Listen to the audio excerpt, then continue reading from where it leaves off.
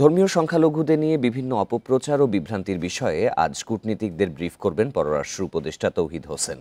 বিকেল 4টায় রাষ্ট্রীয় অতিথি ভবন পদ্মায় জরুরি ব্রিফিংয়ে সরকারের অবস্থান তুলে ধরা হবে জানিয়েছে পররাষ্ট্র মন্ত্রণালয়।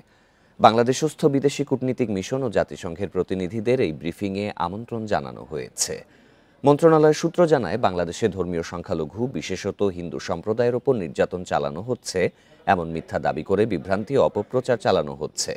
প্রতিবেশী দেশ ভারতসহ আন্তর্জাতিক পরিমণ্ডলে অব্যাহতভাবে এসব গুজব ছড়ানো হচ্ছে। এর প্রেক্ষিতে হিন্দু সম্প্রদায় ঘিরে বিভ্রান্তি ও অপপ্রচার এবং এর জেরে সৃষ্ট অস্থিরতার বিষয়টি বিদেশি কূটনীতিকদের কাছে তুলে ধরবে সরকার।